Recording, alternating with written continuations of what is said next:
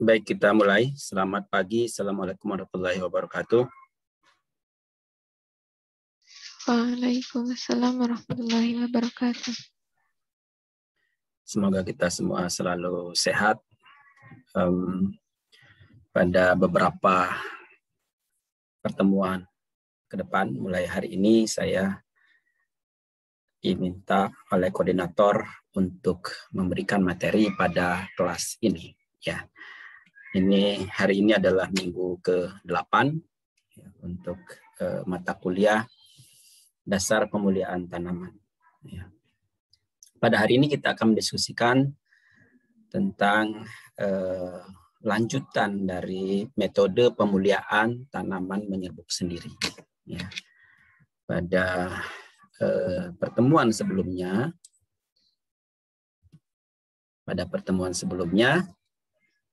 sebelum UTS, kita telah membahas sebagian dari bahasan tentang tanaman menyerbuk sendiri, yaitu tentang sistem genetik tanaman menyerbuk sendiri.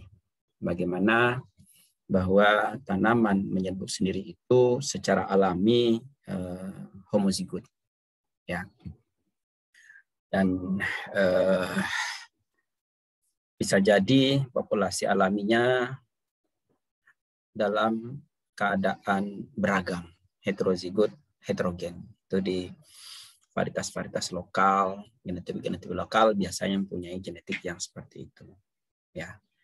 Jadi varietas untuk tanaman menyerbuk sendiri targetnya adalah varietas galur murni. Metode-metode pemuliaan yang digunakan ini diarahkan untuk menghasilkan varietas galur murni. Itu adalah varietas yang utama untuk tanaman menyerbuk sendiri. Meskipun karena kemudahan persilangan buatan dan tuntutan dari peningkatan produktivitas pada tanaman tertentu, maka ada juga tanaman menyerbuk sendiri yang varietasnya adalah hibrida. Misalnya padi hibrida, tomat hibrida, cabai hibrida. Itu karena persilangan buatan masih ekonomis, ya, dan tuntutan produktivitas misalnya pada padi itu harus meningkat, ya, maka alternatif varietasnya bisa hibrida. Namun yang utama sesungguhnya untuk tanaman menyerbuk sendiri itu adalah galur murni, varietas galur murni. Varietas galur murni itu seragam karena secara genetik dia homozigot dan setiap individu mempunyai susunan homozigositas yang sama sehingga homozigot homogen. Nah, kemudian bagaimana cara kita melakukan perakitan varietas untuk tanaman menyerbuk sendiri?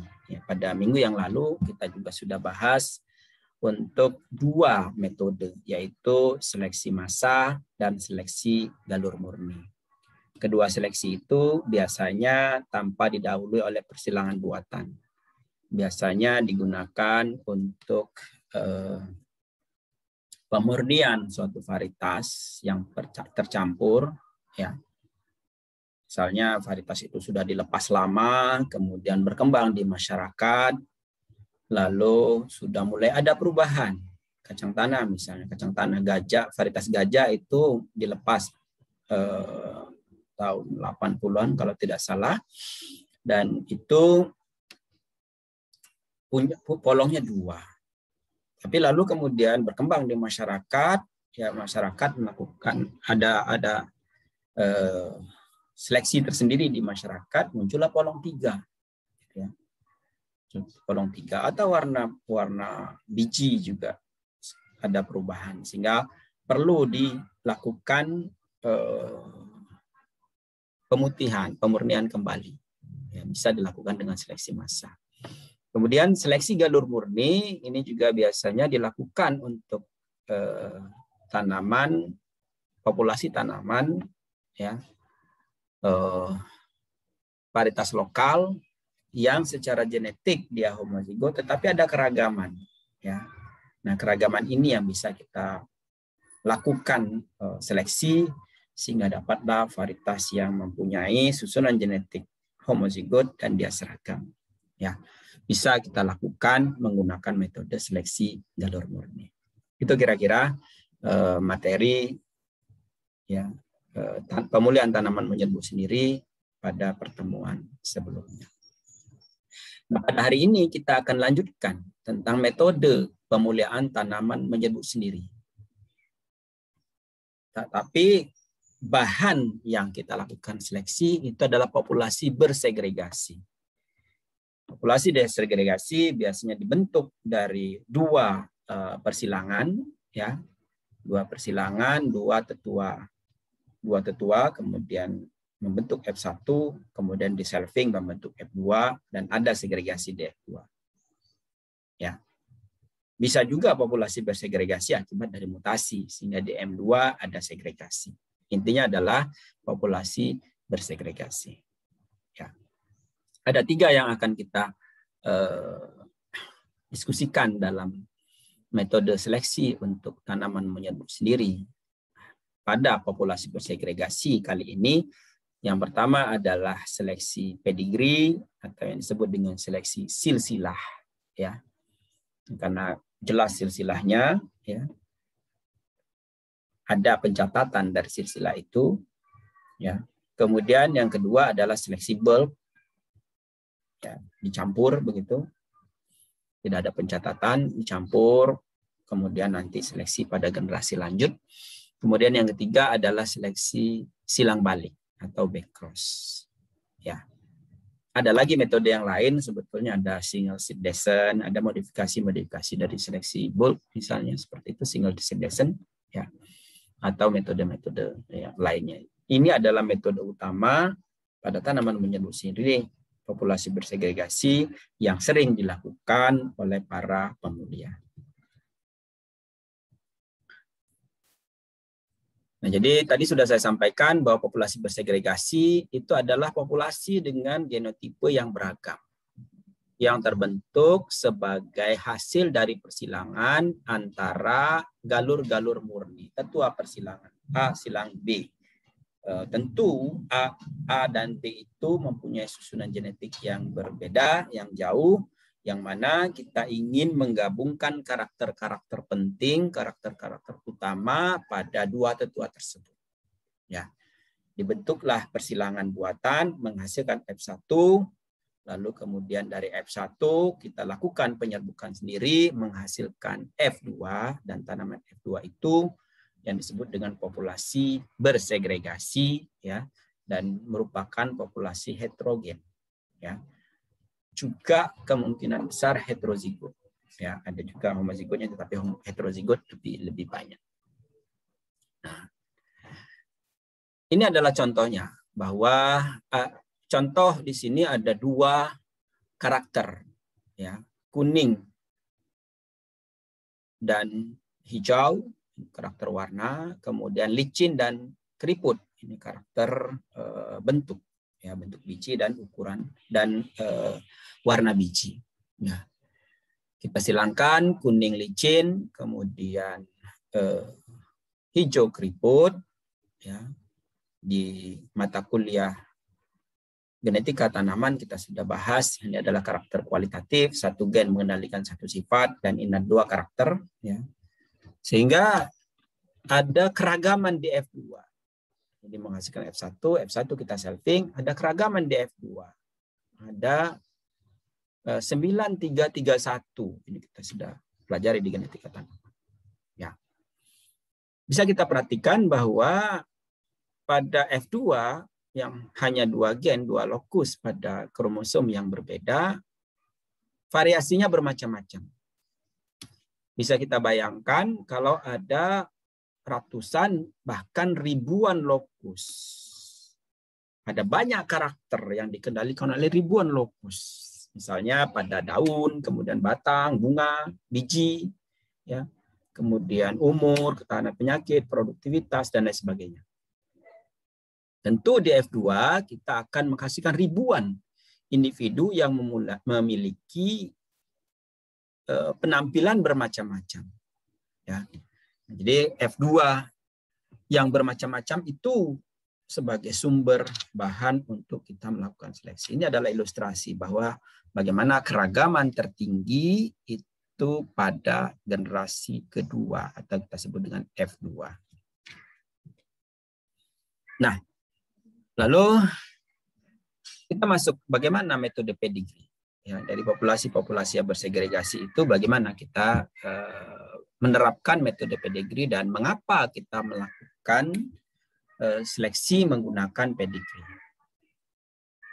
Seleksi pedigree ini merupakan pengembangan dari seleksi galur murni yang dilakukan pada populasi bersegregasi. Jadi ada proses seleksi sejak awal, ya, pada generasi-generasi awal. Ya.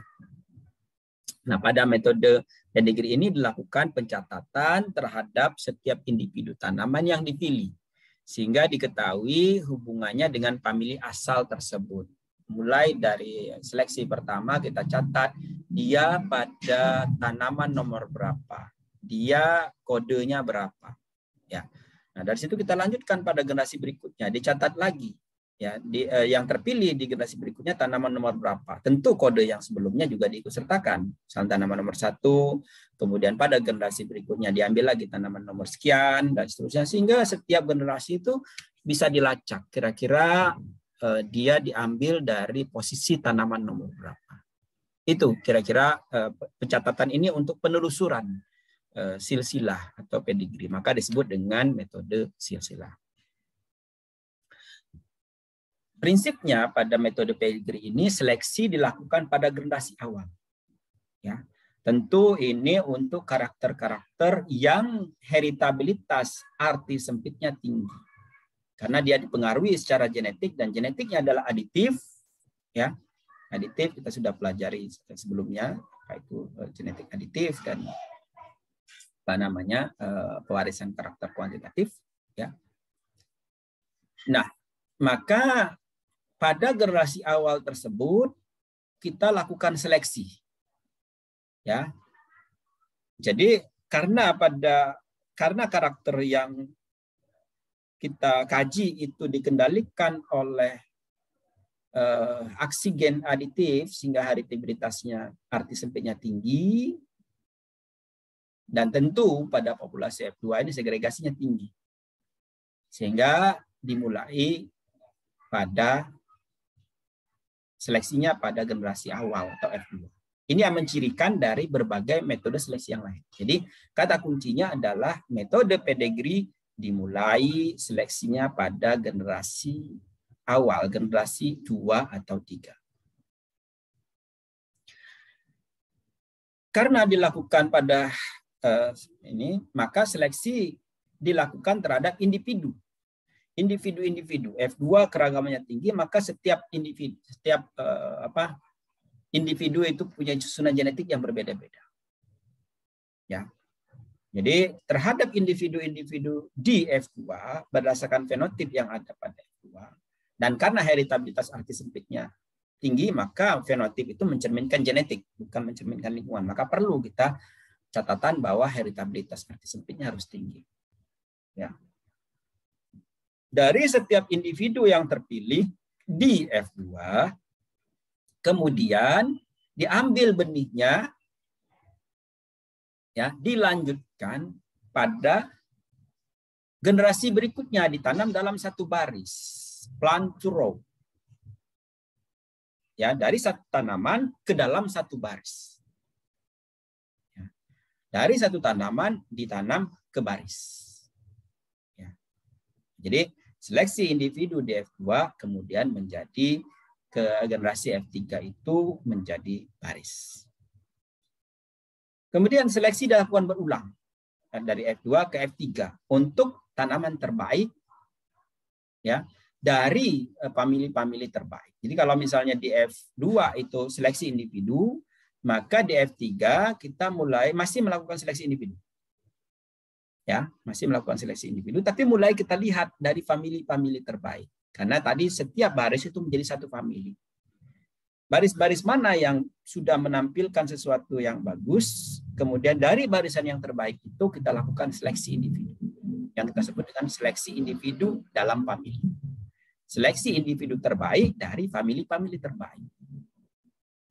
Sampai dia mencapai homozigot. F3, F4, F5, F6. Setelah dia mencapai homozigot, maka kita tidak lagi seleksi individu dalam famili, tapi langsung melakukan seleksi famili. Ya, seleksi famili. Famili-famili yang terbaik itu sudah dalam keadaan homozigot dan homogen. Ya, itu poin ketiga. Poin keempat, tadi sudah saya sampaikan bahwa silsilah dari setiap individu yang dipilih kemudian dicatat, sehingga sangat jelas galurnya berasal dari individu-individu sebelumnya, nomor-nomor individu-individu sebelumnya. Jadi penjelasan tadi merupakan tahapan juga bahwa setelah melakukan persilangan dua tetua galur murni homozigot yang mempunyai susunan genetik yang berbeda, yang mempunyai karakter yang distinct, ya. Misalnya produktivitas tinggi tapi tidak tahan penyakit, di sini produktivitas rendah tapi tahan penyakit, misalnya dua karakter itu kita silangkan. Mesti ada tujuan melakukan persilangan buatan itu. Tidak mungkin tidak ada tujuan. Nah, kemudian dapat F1 ditanam ya sekitar 25 baris lah barangkali. 25 F1 barangkali, 25 benih F1. Nah, dari 25 F1 kita selfing, kita tanam 2.000 sampai 6.000 tanaman. Dapat lebih banyak lagi ya. Jadi 2.000 sampai 6.000 tanaman. Ini untuk tanaman semusim yang berumur pendek saya kira tidak terlalu banyak 2.000 sampai 6.000 tanaman. Kalau tanaman tahunan saya kira banyak. Sawit 2.000 tanaman itu bisa 10 hektar lebih ya. Lagi 6.000 tanaman. Kemudian 2.000 sampai 6.000 tanaman, yaitu keputusan berapa tanaman yang akan kita tanam tergantung dari sumber daya, tenaga, dana, lahan, dan sumber-sumber lain. Ya. Demikian juga berapa yang akan dilanjutkan itu tergantung dari itu. Nah, dari F2 dilakukan seleksi. Kira-kira individu-individu mana yang terbaik. Dari individu yang terbaik kemudian ditanam dalam satu baris. Yang kita sebut dengan mulai penggaluran. Ya. Dari F3 diambil yang terbaik, kemudian dari F3 ya. Individu ini terbaik dari famili terbaik F3, kemudian dilanjutkan ke F4. Masih plan to row ya. Plan to row. Kemudian dari F4 itu sudah mulai ada baris-baris terbaik. Tapi masih tetap kita seleksi individu-individu dari baris terbaik tersebut. Ya.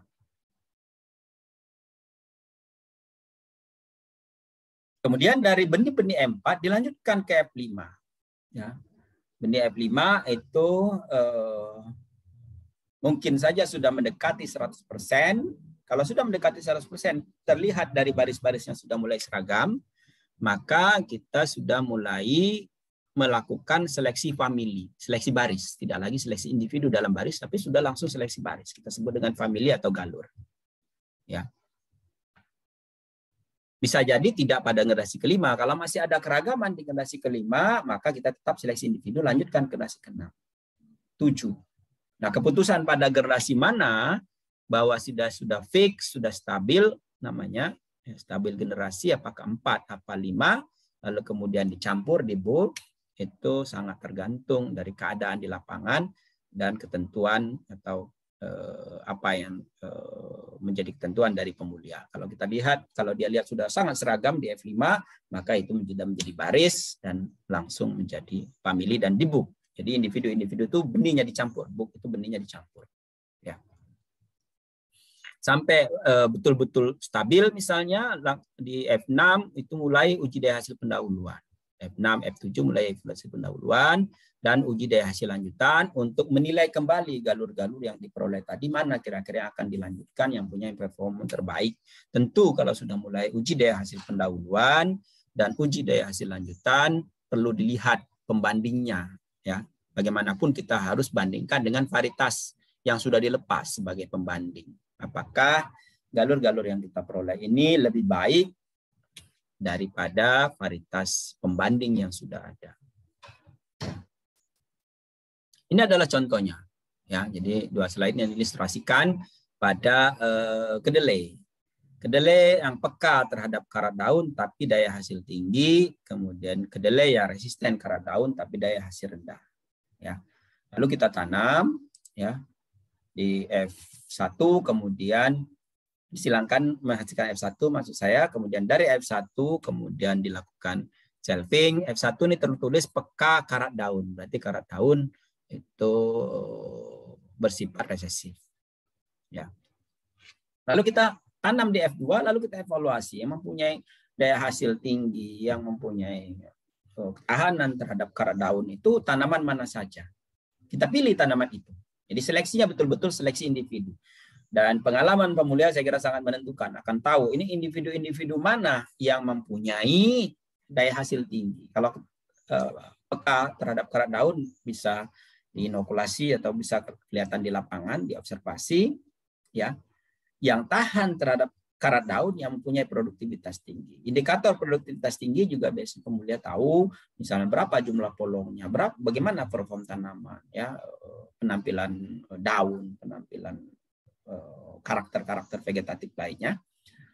Lalu kemudian dari F2 ini mulai dipilih. Dalam hal ini misalnya dapatlah 8. 1, 2, 3, 4, 5, 6, 7, 8. 8 individu di F2. Lalu kita beri nomor. Kita beri nomor. Bisa saja nomornya adalah berdasarkan kondisi real di lapangan. Tanaman nomor 1 kita sebut dengan AB01. Kemudian tuh 2, 3, 4. Tanaman nomor 4 kita sebut dengan AB04. Tanaman nomor 6 AB06. Tanaman nomor 8. Seterusnya. Jadi barisnya kita yang menentukan. Nomor 1, 2, 3. Lalu kalau misalnya dia pada baris kedua, kita tentukan apakah dia belok begitu atau dari depan kembali dalam menghitung nomor-nomor tanaman. Ini sangat penting. Kita saya kira kesepakatan dari pemulia itu saja yang menentukan bagaimana penomorannya. Itu yang warna hitam. Jadi berdasarkan kondisi real di lapangan. Bisa juga kita didasarkan kepada warna merah ini. Ini sebetulnya slide-nya Pak Hajrial yang beliau yang melakukan pada tanaman padi. Sangat konsisten dengan tanaman tersebut. Ini adalah pengalaman lapangan beliau bahwa yang merah ini yang beliau lakukan. Jadi diurutkan dari tanaman-tanaman terpilih urutan 1, 2, 3, 4, 5, 6, 7, 8. Ya. Jadi AB01 sampai AB08 itu adalah urutan saja, urutan tanaman-tanaman terpilih, bukan kondisi keadaan nomor-nomor tanaman di lapangan. Ini relatif memudahkan bagi pemulia karena ketika dapat dari lapangan itu langsung diberi nomor AB01. Ya.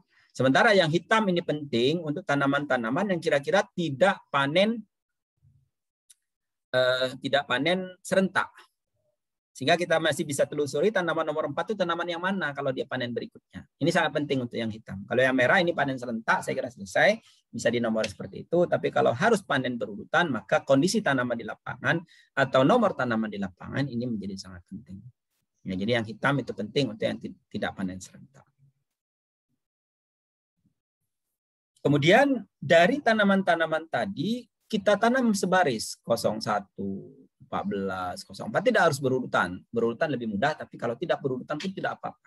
Dari tanaman 8 tanaman terpilih itu ditanam sebaris-baris. Tanam sebaris-baris, ya. Jadi lihat performnya. Ini adalah generasi ketiga. Plant to row, ya. Dari individu di F2 ditanam dalam satu baris di F3. Definisi satu baris itu juga bisa satu baris, bisa beberapa baris, tapi maksudnya adalah dari satu individu menjadi populasi. Nah, pada populasi di F3 kita mulai melihat famili-famili yang terbaik ini, ya. Famili-famili terbaik itu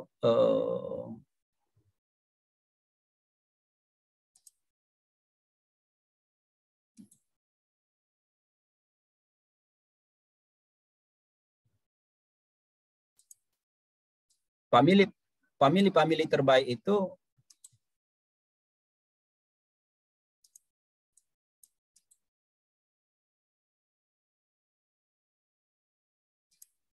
ya. Jadi ini adalah famili-famili terbaik. Ini famili terbaik, ini famili terbaik. Ya. Nah, dari famili terbaik ini ada 3, ada 4 nih famili terbaiknya, berarti 50%. Kemudian dicek lagi individu-individu terbaik. Nah, berarti seleksi individu di dalam famili. Ini seleksi individu dalam famili. Ya. Jadi tadi diberi nama AB01, kemudian ini AB011. Dapatlah ini. Ini AB012. Harusnya 2. Ini tulisnya 3. Apalah, lingkarannya berarti harusnya di sini. Kemudian ini AB04. Ini 01. Ini 04 dan seterusnya begitu. Ya. Maka ini yang disebut dengan pencatatan. 01, 01, 03, 04 dan seterusnya itu adalah pencatatan.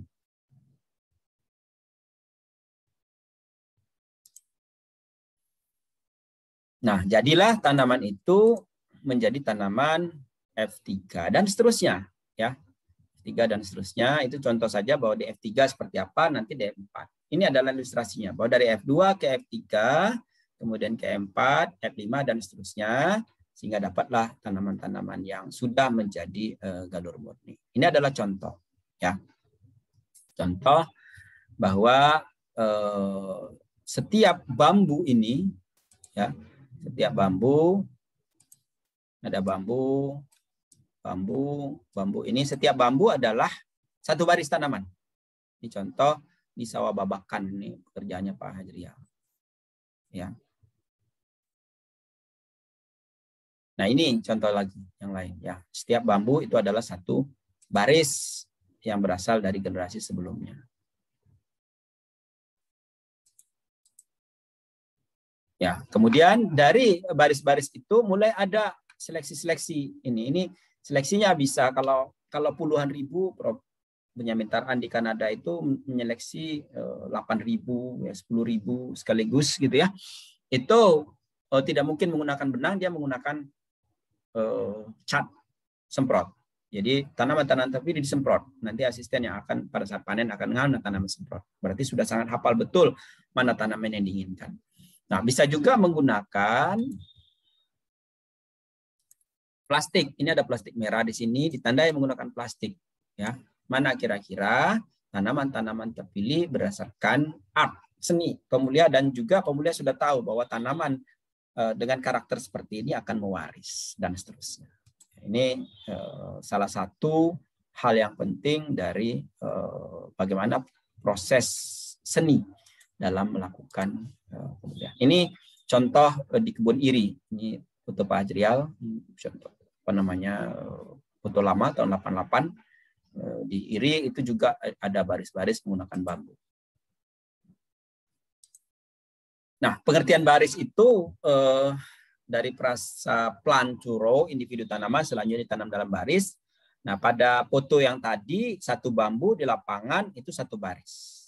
Betul-betul satu baris. Tapi pada contoh berikutnya ini, satu bambu mungkin tidak satu baris, tapi misalnya 2 baris. Ya. Jadi misalnya tiga baris. 1, 2, 3. Tergantung apakah definisinya bagaimana. Ini 2 baris. 2 baris, 2 baris, gitu ya. 2 baris, 2 baris. Jadi setiap bambu ada 2 baris. Yang terpenting adalah berarti 2 baris itu berasal dari satu individu.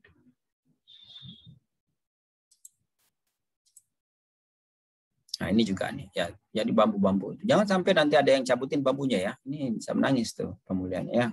Harus dijaga ya. Kalau bambunya sampai tertukar, dicabut, nah itu. Kadang-kadang itu seninya ya. Di sini juga begitu ya, kita sudah nancepin bambunya itu oleh asisten kebun karena mau mengikat tanaman dipindah-pindah gitu ya. Apalagi kalau saya tanaman di pot, saya pindah ke sana kemari. Wah, itu luar biasa itu ya. Kadang-kadang hal-hal kecil semacam itu juga penting. Ya. Atau kadang-kadang kalau kita menanam satu individu, satu biji ke dalam satu lubang, itu juga ya, sangat penting juga ya. Saya pernah mengikuti Pak Hajrial gitu ya. Pada ibu-ibu dia menanam satu individu, satu biji per lubang ya, Mak. Gitu. Semua oke gitu ya. ya depan begitu. Tapi kan sambil nanam sambil ngobrol sana kemari. Langsung pluk satu lubang segenggam gitu ya. Harus ingatkan yang semacam itu. Nah, kenapa penting satu individu satu lubang? Karena kita ingin menghitung jumlah anakan. Kalau nanti pluk ada kita nggak tahu berapa jumlah biji yang dimasukkan, itu sudah tidak tahu lagi nanti satu potensi jumlah anakan setiap individu itu berapa.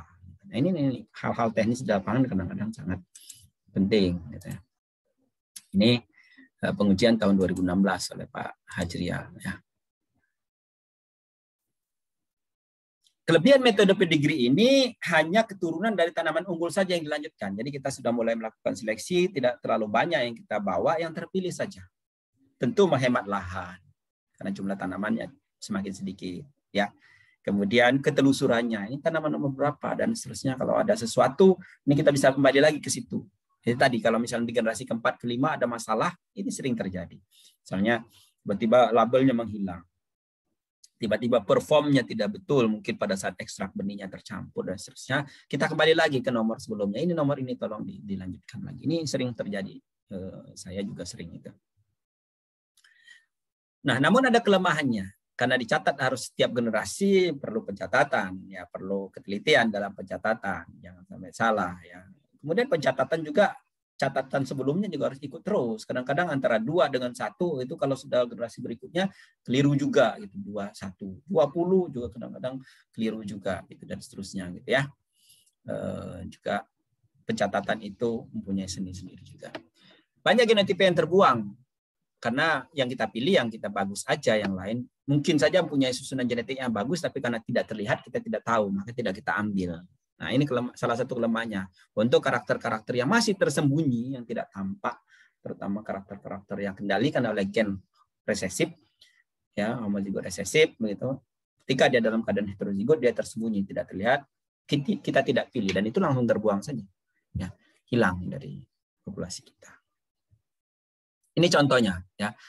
Salah satu ciri dari pedigree itu karena dia ada pencatatan, maka nomornya akan panjang. Strip itu berarti kan itu nomor-nomor tanaman, kita tahu bahwa itu adalah metode pedigree. Ya. Jadi nomor seleksi yang di atas kalau dalam SK pelepasan varietas itu adalah nomor-nomor ini kita akan tahu bahwa apa metode apa yang dipakai. Baik, ada pertanyaan? Silakan kalau ada yang ingin ditanyakan. Apakah masih mendengar saya? Masih, Pak. Masih, Pak. Jangan sampai saya sudah di luar Zoom, Anda masih di dalam lagi. Atau saya ngomong sendiri, Anda tidak dengar. Ada pertanyaan? Apakah sudah cukup jelas? Atau sangat jelas? Kalau kurang jelas, silakan. Tanggapi yang mana? Belum, Pak, dari saya. Belum ya, Mas Michael. Yang lain ada? Sejauh ini masih cukup jelas, Pak. Cukup jelas. Alhamdulillah. Kita lanjutkan ya. Nah, itu adalah metode pedigree. Saya masih ringkas lagi bahwa metode pedigree kita lakukan untuk karakter yang heritabilitas arti sempitnya tinggi. Kemudian seleksi kita lakukan pada generasi awal, F2, F3. Kemudian ada pencatatan yang intens, setiap generasi ada rekodnya, itu 3 utama tadi ciri dari seleksi pedigree. Yang berikutnya adalah seleksi bulk. Ini juga sering dilakukan oleh para pemuda. Kalau saya lebih sering melakukan seleksi pedigree tadi, dari awal kita sudah mulai lakukan seleksi sehingga tidak terlalu banyak benih yang dibawa. Seleksi bulk itu artinya bulk itu dicampur, digabung. Belum kita lakukan seleksi, maka kita tidak lakukan seleksi di awal kalau bulk. Seleksi bulk itu di akhir generasi kelima atau keenam yang sudah menuju homozigot atau sudah hampir homozigot atau sudah homozigot malah. Ya. Jadi karena kita tidak lakukan seleksi di awal, maka di awal F2, F3, M4 itu setiap tanaman dicampur aja semua di bulk dalam rangka memurnikan biasanya. Ya. Dari individu ke baris itu seleksi mulai kita lakukan itu pada generasi keempat atau kelima. Jadi dari individu dari seleksi keempat kita tanam ke baris itu generasi kelima. Kalau individunya F4 maka ke baris itu F5 yang mempunyai sudah homozigositas yang tinggi. Lalu mengapa kita melakukan seleksi bulk? Biasanya karakter-karakternya heritabilitasnya rendah sampai sedang, tidak terlalu tinggi. Kalau heritabilitas arti sempitnya sedang, rendah sampai sedang, ya. Sementara heritabilitas arti luasnya tinggi, maka ada oksigen yang tidak aditif di situ. Berarti ada oksigen yang non aditif. Ya. Oksigen yang non aditif itu dalam keadaan heterozigot akan terpengaruh penampilannya. Karena oksigen non aditif dalam keadaan heterozigot sama dengan homozigot dominan. Misalnya warna merah pada kalau karakter kualitatif pada merah. Contohnya adalah warna merah. Warna merah bisa A besar A besar, bisa A besar A kecil. Nah, kalau kita paksakan seleksi DF2 warna merah itu, maka peluang kita untuk terambil yang homozigot dominan itu lebih kecil daripada yang heterozigot. Karena pada generasi awal heterozigotnya 50%. Maka ketika kita ambil merah, mesti terambil itu kemungkinan yang heterozigot. Nah, kalau kita ambil yang heterozigot, maka seleksi tidak efektif. Mirip kita mengambil di benih F1. Heterozigot, terambil heterozigot terus-menerus, nggak selesai-selesai pekerjaan kita. Maka kita tidak lakukan seleksi pada generasi awal. Kita malah biarkan dia homozigot dulu. Nah, di pertemuan sebelumnya kita sudah hitung dalam setiap generasi itu berkurang heterozigotnya 50%. F2 itu heterozigot 50%, F3 heterozigot 25%, F4 12,5%, terus 50% terbagi. F5 itu berapa tadi? 12,5, 6,25, F6 3, dan seterusnya. Ya, jadi makin homozigot. Maka kita tidak lakukan seleksi pada generasi awal. Dan ini lebih sederhana sebetulnya. Artinya pada kedua, ketiga, keempat kita tidak perlu melakukan seleksi. Tanam, panen. Biasanya seleksi alam barangkali. Karena jarak tanam kita buat rapat. Jarak tanam rapat gitu ya, sehingga mana kira-kira yang survive, dari survival-nya tinggi, itu yang hidup dan itu yang akan menghasilkan biji. Yang tidak survive dia mati. Udah mulai ada seleksi alam di situ. Ya. Jadi pada F2 tidak dipanen, tidak diseleksi tapi dipanen di bulb, ya. Jadi tekanan seleksinya adalah karena kita jarak tanamnya rapat tadi, maka yang tidak vigor itu hilang gitu. Kemudian seleksi baru dilakukan pada F5, F6, M4, F5 atau F6. Tergantung kita tadi homozigotnya kapan. Atau penampilan yang sudah seragamnya pada generasi keberapa. Maka terkenal seleksi bulb itu adalah seleksi yang kita lakukan pada generasi lanjut. Gitu ya. Jadi prinsipnya generasi lanjut. Tidak ada pencatatan pada generasi awal dan dia relatif sederhana. Untuk heritabilitas yang rendah sampai sedang. Ini adalah metodenya. Persilangan sama dengan metode yang tadi karena sampai populasi bersegregasi itu sama. Ya. Benih F2 itu ditanam rapat, ambil semuanya. Panen, bulb, jadikan F3. Ambil semuanya, jadikan M4. Ambil semuanya, baru F5 kita melakukan seleksi. Nah, itu. Itu adalah bulb normal. Kalau bulb normal kita pakai misalnya 25 benih, tadi kita jadikan 25 tanaman. Kalau pada padi bisa dibayangkan 25 tanaman akan menjadi ribuan tanaman, puluhan ribu. Di F2 dipanen semua menjadi F3. Maka bisa jadi sebogor ini tanaman kita semua. Saking banyaknya. Oleh karena itu bulb murni itu susah dilakukan. Kita tetap aja melakukan sampel berarti jadinya tidak semua dipanen, tidak semua di bulb juga ya. Jadi kita ambil sampel-sampelnya saja ya, mewakili populasi besar saya kira sampel sudah cukup ya. Kita lanjutkan gitu ya. Tidak semua kalau diambil semua itu akan ini.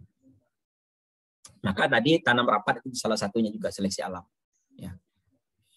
Jadi salah satu yang membedakan seleksi bulb dengan pedigree itu seleksi pedigree itu ada di generasi kedua, seleksi bulb ada di generasi kelima seleksinya. Dan mulai berjarak tanam agak renggang karena kita akan masuk ke lahan akan ini untuk menyeleksikan seleksi. Jadi plan to row-nya mulai dilakukan pada generasi lanjut F5. Baru dilakukan dari individu di F5. Seleksi individunya dilakukan pada generasi F5.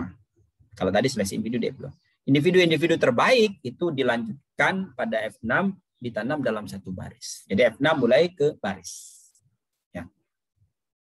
Nah, karena dia sudah mulai homozigot di F5, individu-individunya homozigot, kita tanam di F6 sudah otomatis homozigot di F6 dan kita langsung seleksi famili. Jadi cuma 1 kali seleksi individu pada bok. Langsung setelah itu seleksi famili. Agak beda dengan pedigree. Seleksi pedigree tadi beberapa kali seleksi individu. Ya. Nah, kalau di sini kita F6 sudah mulai seleksi famili karena sudah homozigot, dan kalau dia sudah seragam berarti homozigot homogen. Jadi setelah itu kita lakukan uji daya hasil pendahuluan, uji UDHP dan uji daya hasil lanjutan, UDHL. Ya. Ini adalah contohnya, mirip dengan tadi sebetulnya, cuman seleksinya kita lakukan di F6 di sini terlihat. Di saat F1, F2, F3 itu tidak ada seleksi, maka F4 tidak seleksi, F5 baru kita lakukan seleksi, dan F6 kita seleksi. Ini misalnya seleksinya 10% ya, dari 3.000 menjadi 300. Dan selanjutnya tentu setiap tahap itu ada seleksi. Di F7 kita lakukan seleksi lagi, berkurang dari 300 menjadi 15. Seleksi daya hasil pendahuluan, daya hasil lanjutan dari 15 menjadi 5 sampai 10 baru uji mutu lokasi. Jadi uji mutu lokasi itu 5 sampai 10. Kalau misalnya masih ratusan uji mutu lokasi tidak tertangani, nanti terlalu banyak. Ya, berarti kita ada kekeliruan dalam melakukan seleksi. Nah, ini tulisannya Pak Jaya. Mudah-mudahan mudah dipahami. Jadi pada metode fleksibel, pemandangan lapang bambu-bambu yang banyak tadi, bahasa Pak Hajrial banget nih, seperti slide sebelumnya. Pada metode pedigree tidak dijumpai ya. Pada metode bulk itu baru generasi ke-5, ke-6 dan seterusnya ada bambu-bambu tadi. Ya. Ini adalah Pak Hajrial, ini adalah contohnya ya pada Maros ya.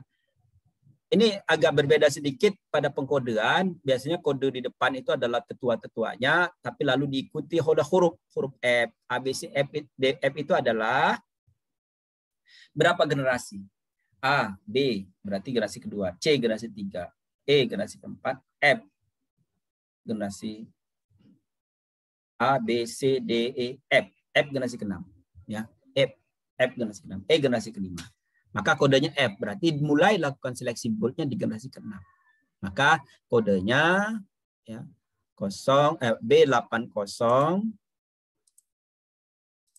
ini B8049F. Ya, MR itu kode Maros, singkatan Maros. Kadang-kadang perlu dicantumkan lokasinya, dilakukan seleksinya di mana. Dalam ini misalnya Maros. Kemudian ini masih F juga ya. Jadi tapi ini TB, kode lokasinya Taman Bogor. Taman Bogor itu mana, Lampung ya. Nah, kemudian ini SK nih. IPB 97F.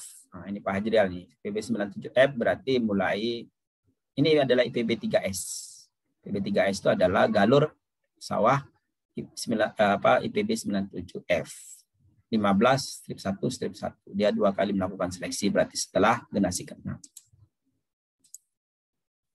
Nah, kemudian ada lagi di sini. IPB 97 itu adalah silangan IPB 6D 10S. Jadi yang pertama itu dia mulai F, generasi ke-6.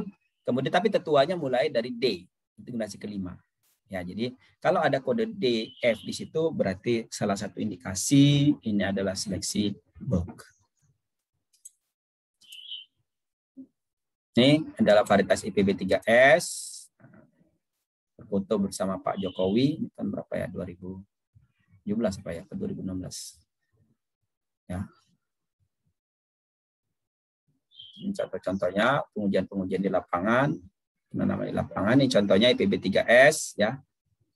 IPB 3S adalah padi tipe baru. Ini dibandingkan dengan Ciherang yang sangat ngetop gitu ya. Ini di Kabupaten Jembrana, Bali. Ciherang yang sangat banyak digunakan petani, hampir 50%. Ini IPB 3S itu poloknya bijinya banyak ya, dalam satu malai. Ini di Karawang. Ya. Ada pertanyaan mengenai seleksi bulk?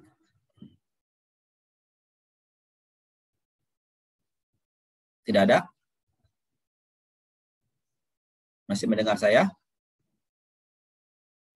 Masih, Pak. Masih, Pak. Masih, alhamdulillah. Saya khawatir karena sinyal saya lempar keluar. Terakhir ini metode ketiga, ya metode silang balik. Back cross. Dari namanya kita sudah tahu bahwa pasti ada sesuatu yang disilang-ulangkan kepada tetua. Jadi metode silang balik itu bertujuan untuk memperbaiki kultivar yang sudah mempunyai karakter agronomi dan adaptasi yang baik, tetapi kekurangan satu atau berapa karakter saja. Ya, biasanya contohnya adalah memperbaiki ketahanan terhadap penyakit dari varietas unggul komersial yang sudah diadopsi secara luas. Ya. Dengan demikian, maka ada silang kembali, biasanya F1, ya, menyilangkan F1 dengan tetua yang sudah bagus tadi. Kenapa perlu disilangkan balik? Karena mengembalikan semua karakter-karakter dari tetua yang sudah baik. Karena kita memperbaiki satu karakter. Jadi ketika disilangkan tetua 1, tetua 2 dapat F1, dari F1 itu berarti karakternya 50% genetiknya dari ibu, 50% genetiknya dari bapak. Padahal kita ingin genetiknya adalah hampir total dari salah satu tetua lain hanya menyumbang satu atau berapa gen saja. Tidak boleh 50%. Karena kebanyakan kita silangkan kepada tetua yang disebut dengan tetua recurrent, tetua berulang. Biasanya adalah karakter kultivar yang akan diperbaiki. Jadi kita silangkan berkali-kali, F1 disilangkan dengan tetua, salah satu tetua recurrentnya dapat BC1, silangkan balik lagi BC2, BC3 dan seterusnya. Sehingga tetua-tetua yang tadi kultivarnya sudah bagus, itu karakter-karakternya balik lagi, tetapi lalu mengandung gen donor, mengandung karakter baru. Jadi prinsipnya ini. Ini adalah varietas komersial. Titik-titik ini mungkin gennya atau karakternya, yang biru ini disilangkan dengan yang resisten. Di sini tanaman donor, ya. Kemudian gen tanaman donor dipindahkan ke sini ke varietas komersial. Lalu dia tahan, tetapi lalu birunya tetap banyak. Jangan sampai kuningnya banyak. Kalau kuningnya banyak, nanti donor ini terlalu banyak karakter-karakter lain yang mungkin tidak diinginkan masuk ke dalam karakter budidaya. Jadi prinsipnya backcross itu ada tetua yang disebut dengan tetua recurrent, tetua berulang. Yang mana dia sudah mempunyai sifat yang baik. Tadi ceherang sudah digunakan petani 50%. Maka ceherang sebagai tetua yang punya sifat agronomi yang baik. Biasanya adalah varietas-varietas yang sudah diadopsi secara luas oleh petani, yaitu atau galur elit yang baik. Jadi metode silang balik ini hanya memperbaiki satu sifat, tapi tidak bisa memperbaiki atau sulit sekali memperbaiki untuk karakter yang banyak gen pengendali, misalnya daya hasil. Tidak bisa karena banyak gen yang mengendalikan itu, nggak bisa menggunakan backcross. Ya, sulit menggunakan backcross. Kalau potensi hasil nanti menggunakan pedigree atau menggunakan bob. Sifat yang dipindahkan harus dapat dipertahankan pada tetua recurrent setelah berapa kali silang balik. Biasanya satu gen satu sifat. Ya, kalau satu sifat banyak gen pengendali itu akan susah untuk mempertahankannya, sesegregasi dia, tidak lagi utuh. Jadi sifat yang dipindahkan harus dapat dipertahankan di tetua recurrent beberapa kali silang balik. Sifat recurrent itu tetap kembali ke recurrentnya. Jadi dengan demikian karakter-karakter baik tetap mengumpul di situ, lalu ketambahan karakter baru yang diinginkan. Nah, ini penting persentase ini. Pada saat kita nyilangkan antara recurrent dengan donor, istilahnya recurrent dengan donor, maka di F1 itu 50% donor, 50% recurrent untuk semua gen yang ada di situ. Karena gamet jantan, gamet betina menyumbang separuh kan. Tetua jantan menghasilkan gamet jantan, tetua betina menghasilkan gamet betina, digabungkan itu berarti 50% 50% di F1. Nah, ketika kita backcross F1 ke salah satu tetua, maka ke tetua recurrent maksudnya, maka persentase genom dari tetua recurrent itu meningkat 50%-nya. Jadi 75%. Donor berkurang menjadi 25%. Meningkat recurrent setiap periode silang balik, ya. Donor berkurang 50%-nya, sehingga 87 ini pada BC2 12,5. 93 pada BC3 6,25. BC4 96. 3. BC5 98. Dengan demikian BC5 BC6 maka hampir semua karakter-karakter recurrent genomnya balik. Sementara donornya hanya 1% saja, itu menyakup gen-gen yang ketahanan tadi. Kalau misalnya gennya tidak bisa menyisip ke kromosom, artinya kromosom utuh, maka dia bisa bisa lebih banyak. Ada berapa karakter yang ikut berarti kalau dia kromosom utuh, bukan gen. Yang kita harapkan adalah gen, satu gen saja. Tapi satu gen saja tidak mudah, maka berarti kromosom utuh yang kemungkinan bisa masuk, berarti ada berapa karakter lain juga. Nah, gen yang kita pindahkan bisa dominan, bisa resesif. Tahapannya sama sesungguhnya, tetapi kalau yang dominan lebih mudah, karena setiap kali hilangkan, dia dalam keadaan heterozigot akan terlihat. Kita silangkan lagi, homozigot dominan dan heterozigot masih bisa terlihat, karena dia dominan. Sementara kalau yang resesif, ini pada saat dia dalam keadaan heterozigot, tidak terlihat dia. Apalagi sudah jelas, ini dalam keadaan heterozigot, dalam keadaan heterozigot dominan, dan dalam keadaan homozigot dominan, dalam keadaan heterozigot. Mana akan kita silangkan? Jangan salah nanti. Mana yang akan kita backcross? Maka perlu ada selfing satu kali. Penyerbukan sendiri satu kali. Ya. Nah ini nanti ada kita lihat pada bagannya. Namun bagaimana kita menyilangkannya adalah memindahkan gen dominan. Persilangan antara tetua rekaren peka, ini T kecil, dengan tetua donor, T besar, menghasilkan F1 T besar, T kecil. Ya, menghasilkan F1 T kecil, T besar, T kecil. Ya. Kemudian menyilangkan F1 dengan tetua rekaren yang peka. Maka menghasilkan 50% T besar, T kecil, 50% T kecil. Kemudian dievaluasi, membuang yang peka. Peka berarti homozigot. Berarti heterozigot ini yang tahan ini kita silangkan balik lagi ke yang peka. Nah, pada BC2 itu rekarennya sudah 75%, 25% itu adalah dari tua donor, dan ketahanan ikut terus karena dia homozigot dominan dan heterozigot ini ikut terus. Backcross lagi BC4 dan seleksi T plus itu T besar atau T besar T kecil di selfing mendapatkan BC4 F2, bisa kita selfing ya. Kalau sudah di ujung BC4 itu bisa kita selfing menjadi BC4 F2. BC4 F1 itu adalah BC3 disilangkan dengan tetua rekaren. Napanya BC4 F1. BC4 F1 maka BC4-nya tetap, F-nya yang bertambah menjadi BC4 F2. Yang mau dipahami. Kalau BC3 disilangkan menjadi BC4 F1. Kalau BC4 F1 di selfing, C4-nya tidak berubah, tapi F-nya yang bertambah, F2. Ya. Nah, selfing beberapa kali sehingga diperoleh yang homozigot, kira-kira seperti ini bagannya. Ya. Jadi ini adalah donor ya, yang resisten, tapi dia produktivitasnya rendah. Ini tetua rekaren yang produktivitasnya sudah bagus, tapi dia rentan. Kodenya adalah R besar, R kecil. Lalu disilangkan menghasilkan R besar, R kecil. R besar, R kecil disilangkan dengan R kecil di sini. Dengan tetua rekaren. Maka menghasilkan R besar, R kecil. Ini coret karena dia tidak tahan. Kita ambil yang R besar, R kecil. Ya.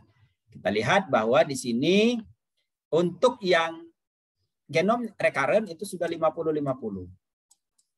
Genom rekaren. Ini genom rekaren 75, 25. Sehingga 75 dan dia ada ketahanan. Ya. Dapatlah BC2. BC2 di sini itu menjadi 75 tambah 12,5 ya. 87,5 dengan 12,5. Lalu yang tahan juga disilangkan lagi menghasilkan BC3. BC3 berarti 6,25 ditambahkan terus ini sampai 90 berapa sekian. Nah, kemudian setelah itu di sini ini masih dalam keadaan ini buang, masih dalam keadaan heterozigot, maka perlu selfing. Ini tadi BC4 F1 namanya, ketika di selving itu adalah silang di dalam. Dalam namanya selving, maka menjadi BC4F2. Kenapa perlu di selving? Karena dia dalam keadaan heterozigot. Ya, dalam keadaan heterozigot perlu selving. Ketika di selving akan dapat 2 homozigot dominan, dapat 3 homozigot dominan, heterozigot, dan homozigot resesif. Perlu selving sekali lagi. Jadi beberapa kali selving ini di ujung agar dapatnya homozigot dominan untuk gen ketahanan dan beradaptasi atau mempunyai produktivitas tinggi untuk karakter-karakter yang berhubungan dengan yield atau karakter hasil. Ini adalah tahapannya. Tadi saya kira sudah saya jelaskan. Ya. Untuk tahapannya ini adalah dominan. Ini adalah contoh yang gen resesif. Berarti donor resisten itu adalah T kecil. Mari kita lihat bahwa melakukan persilangan antara tetua yang T besar dengan donor tetua yang peka dengan tetua yang resisten T kecil. Silangkan, dapatlah T besar T kecil. Kemudian D-cross ke tetua recurrent yang peka dalam keadaan homozigot dominan, tentu nanti dapat 50% T besar, 50% T besar T kecil. Tidak bisa dievaluasi ketahanan karena dia tidak ada yang tahan di sini. Karena ketahanan homozigot resesif. Ya, tidak ada yang tahan, tidak bisa dievaluasi. Maka kita perlu selving di sini agar keluar ketahanannya. Perlu dilakukan sekali selving. Ya, jadi ini selving saja. Di BC1. Ketika BC1 di selving, BC1F1, maka hasilnya adalah BC1F2, F-nya yang bertambah. Nah, ketika dapat BC1F2, maka akan muncul T besar, T kecil, dan T kecil. Muncullah ketahanan. Karena resesif homozigot, ini tahan. Ini yang kita ambil, yang ini dibuang. Ya, jadi untuk dia digunakan untuk apa? Backcross kembali. Karena di sini BC1 ya, tetua recurrent-nya masih 75%. Maka backcross kembali ke tetua recurrent. Ya, dalam keadaan homozigot dengan dapatlah BC3 berarti. BC3 F1 dan dalam keadaan heterozigot. Dalam keadaan heterozigot, silangkan lagi dengan T besar akan kembali seperti ini. Ya, tidak bisa dilihat ya ketahanannya, maka perlu di-selving. Jadi jika gen resesif yang akan dipindahkan, maka ketentuannya adalah 2 kali backcross ya. 2 kali backcross, 1 kali selving.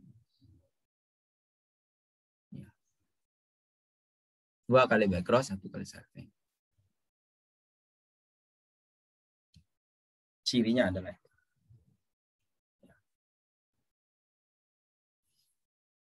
Bisa juga ada selving dulu. Jadi biasanya adalah ini di backcross ke sini. Ya. Lalu kemudian dapatlah BC1. BC1 adalah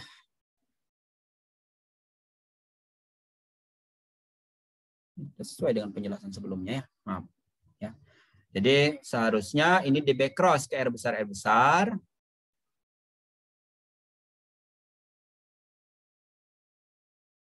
Ya.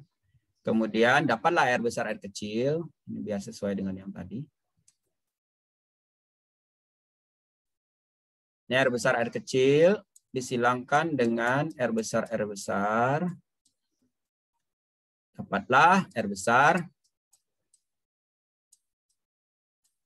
R kecil, R besar, R besar. Ini perlu di-selving. Dapatlah R besar, R besar, R besar, R kecil, dan R kecil, R kecil. R kecil ini nanti akan di backcross. Backcross 2 kali. Ya. Backcross ke R besar, R besar. Dapatlah R besar, R kecil. Karena masih membawa di sini langsung di backcross ke R besar, R besar. Lalu kemudian dapatlah ini. Maka ini ini perlu di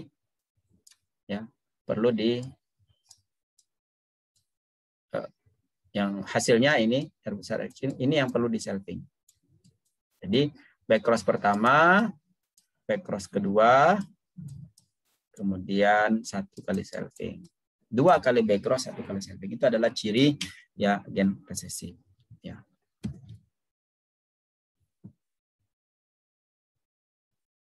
Atau dia ada progenites. Ini ada progenites. Ini setiap kali ini ada F1 progenites ya. Jadi apa namanya? Yang merah ini tadi adalah penjelasan dari slide sebelumnya. Cara kedua adalah dilakukan progenites. Jadi R besar R kecil dilakukan progenites, silangkan dengan ini. Ya, R kecil kecil, maka yang bersegregasi itulah yang kemudian apa namanya? Yang keluar ini yang kita lakukan back cross ke R besar R besar.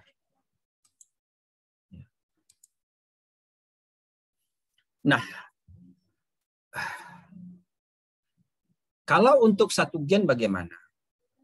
Nah, tapi sebelum sampai sini ada pertanyaan, teman-teman. Di buku saya Mekanik Pemulihan Tanaman, saya kira sudah ada. Silakan dicek. Di situ ada bagaimana metode back cross itu dilakukan. Izin bertanya, Pak. Ya, silakan, Mas Ogi. Saya masih kebingungan nih, Pak, yang kata metode back cross itu. Penentuan tetua jantan atau betinanya itu dari faktor apa ya, Pak? Mana yang dijadikan betina, mana yang di bagian jantan gitu ya? Maksudnya F1-nya itu dijadikan tetua betina, tetua jantan gitu, Pak. Begitu. Ini kan diserangkan lagi dengan tetuanya. Nah, tetuanya itu posisinya gimana gitu, Pak? Ya, oke. Yang pertama kita tentukan dulu di atas siapa yang betina, siapa yang jantan gitu ya. Nah, ada yang meletakkan yang varietas-varietas unggul tapi dia rentan sebagai betina dengan harapan bahwa ada gen-gen di mitokondria dan kloroplas itu diwariskan melalui jalur betina, maka dia sebagai betina. Ada juga yang kemungkinan bahwa resistensi itu ada juga dipengaruhi oleh tetua betina, maka berarti yang donor adalah sebagai betina. Nah, kalau sudah kita tetapkan yang itu untuk mempertahankan ya mitokondria dan kloroplas, maka dia akan selalu betina. Dengan demikian, maka di sini ya hasil back cross-nya itu adalah sebagai betina. F1 itu adalah kloroplas mitokondrianya berasal dari tetua betina. Agar terpertahankan maka F1 sebagai betina. F1 disilangkan dengan tetua rekaren yang jantan. Dapatlah BC1. BC1 sebagai betina, tetua silangkan lagi dengan tetua jantan. Terus dia harus sebagai betina terus di sana sampai ke bawah. Gitu. Ya. Kalau dia yakini bahwa gen pengendalinya ada dipengaruhi oleh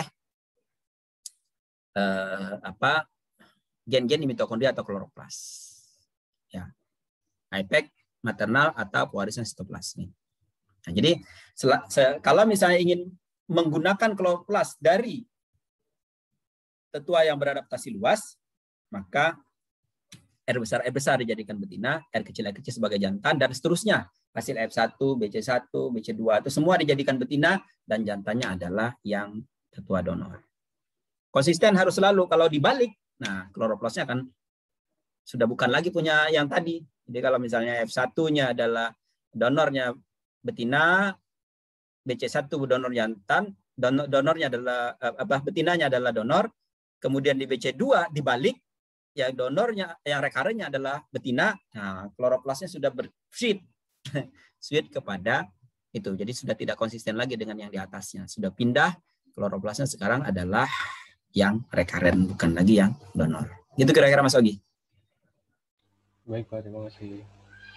Ada lagi yang lain?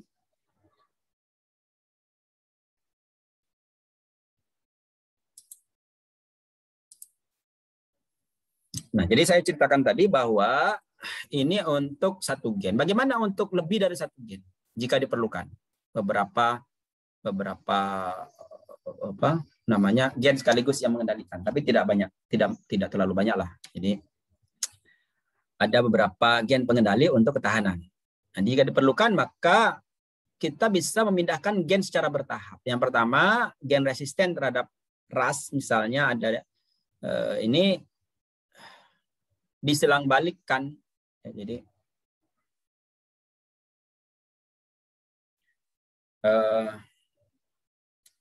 galur resistennya terhadap RAS kemudian disilang balikkan kepada tetua recurrent, ya.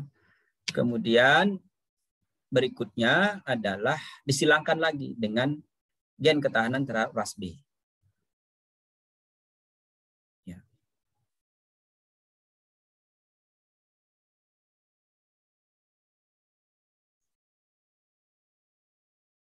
Jadi dari F1 dari apa?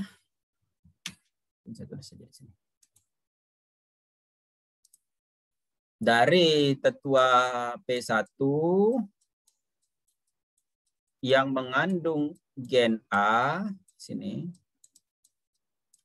dapatlah F1 yang mengandung A.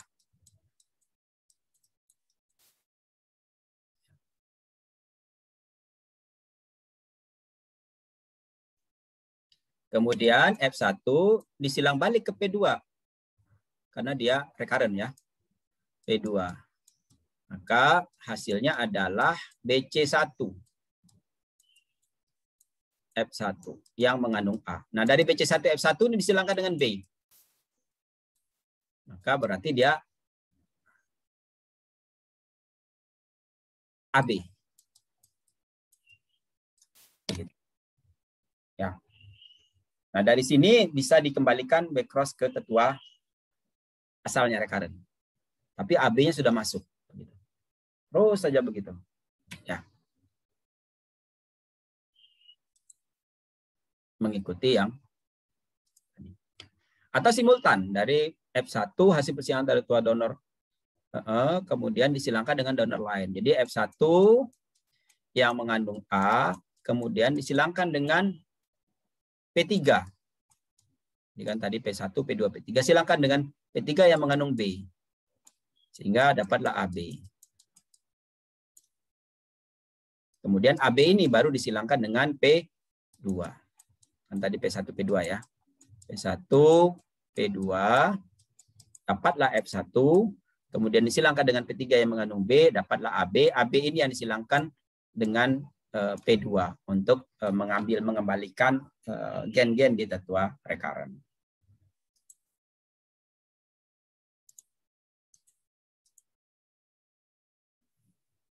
Nah, apa kelebihan dari metode silang balik? Metode silang balik itu memberikan kepastian terhadap konstitusi genetik dari galur-galur yang dibentuk. Bahwa dia sudah mirip dengan tetua-tetua budidaya, tapi lalu kemasukan gen-gen dari gen donor. Galur yang terbentuk ini tidak memerlukan pengujian lapang lengkap karena yang mempunyai tetua recurrent sudah selesai, perakitan varietas sudah selesai dan sudah digunakan oleh masyarakat. Tinggal kita perlu cek lagi deh hasilnya seperti apa. Tidak perlu pengujian lapang yang terlalu kompleks. Nah, ini dapat digunakan untuk memanfaatkan spesies liar kerabat tanaman budidaya yang dapat membawa gen-gen yang dikendaki tetapi mempunyai penampilan agronomi yang tidak baik. Sehingga misalnya Oryza sativa, varietasnya Ciherang, disilangkan dengan Oryza officinalis, misalnya yang tahan terhadap penyakit blast, misalnya ya. Jadi beda spesies, sehingga perlu dilakukan silang berulang. Nah, kalau seperti ini tadi pertanyaan Mas Ogi, maka Oryza sativa, tanaman budidaya harus sebagai betina. Oryza officinalis sebagai jantan, karena nanti khawatirnya adalah kromosom-kromosom, bukan kromosom, gen-gen di luar inti di mitokondria dan kloroplas itu nanti terikut terus sehingga kita gunakan dia sebagai jantan agar kromosom kloroplas dan mitokondrianya berasal dari tetua budidaya. Ya. Terus di backcross berkali-kali BC4, BC5 baru kita lihat apakah sudah semua kembali gen-gen dari recurrentnya dan kemasukan gen donor atau perlu dilakukan backcross kembali. Ada pertanyaan?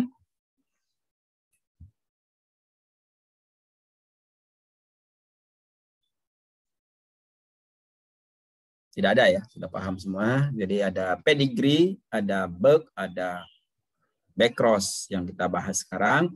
Kita gunakan untuk seleksi pada tanaman menyerbuk sendiri dalam keadaan populasi bersegregasi. Ya. Sementara backcross selain dari tanaman menyerbuk sendiri juga bisa untuk tanaman menyerbuk silang. Jadi backcross itu bisa sendiri, bisa untuk menyerbuk silang. Ya. Pedigree dan bulk itu memang khusus untuk tanaman menyerbuk sendiri. Kalau tidak ada pertanyaan, kita cukupkan sampai di sini. Terima kasih atas perhatian semuanya. Assalamualaikum warahmatullahi wabarakatuh. Selamat pagi. Waalaikumsalam. Waalaikumsalam warahmatullahi wabarakatuh.